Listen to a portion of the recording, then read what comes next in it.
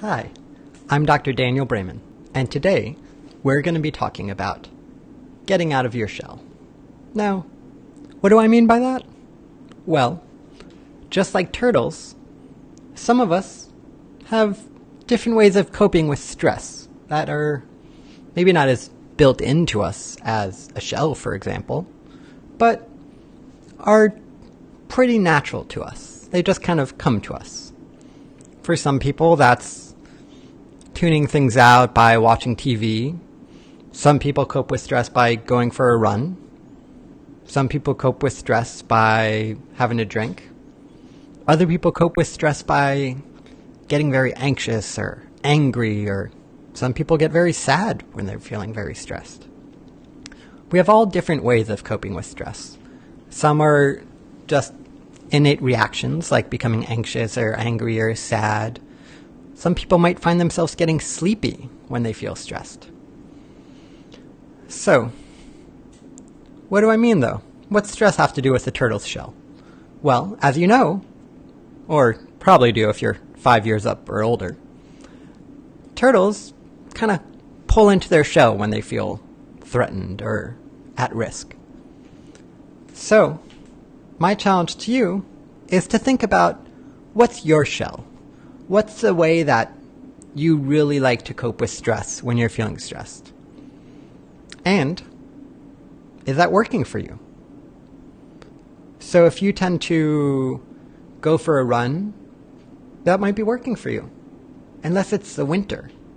And then that might not be working for you. So I'd suggest get out of your shell. Now you might be saying, Dan, it's not winter right now. It's almost summer.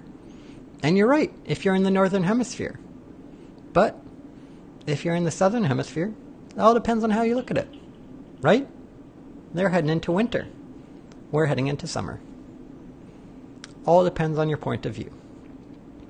Similarly, if you find that your most natural way of coping with stress, your shell, so to speak, isn't working for you, think of trying something different.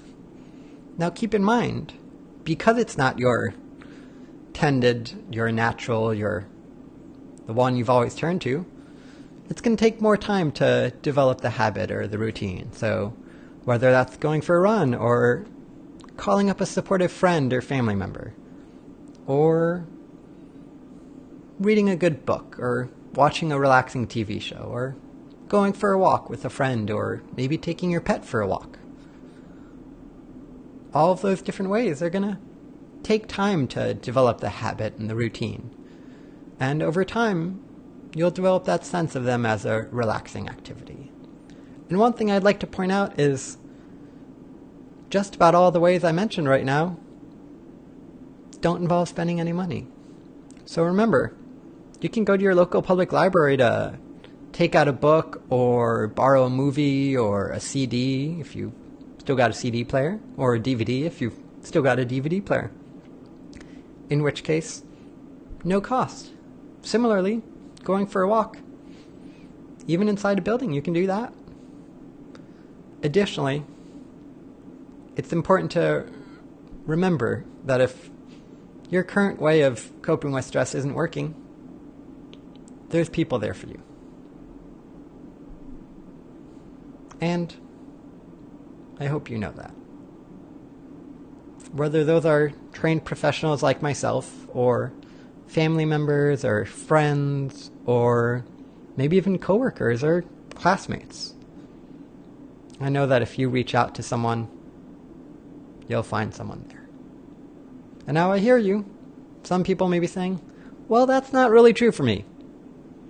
And you're right. Some people have, maybe you've just moved, or you're in a place where you don't have a strong support network.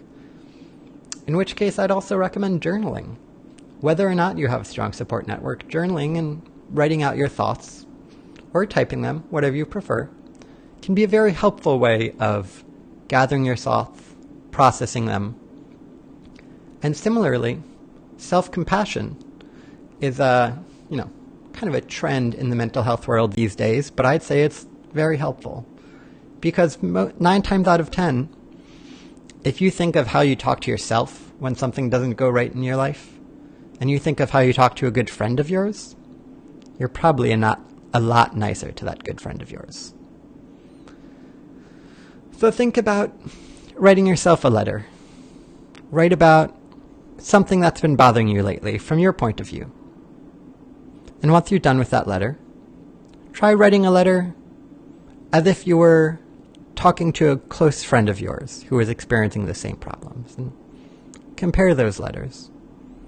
And think about that the next time you find yourself down on yourself or criticizing yourself or maybe even someone else who's not a close friend of yours. And think, how could I look at this differently? Because a lot of life is in how we look at it. Now, I'm not going to tell you that this is going to turn terrible situations into great situations. That wouldn't be the case. But sometimes there are situations where we can make a big difference by how we're treating ourselves. It's one thing to rush somewhere and be late for something and then have to deal with the stress of that. It's another if afterwards you find yourself just bashing on yourself. So keep that in mind too.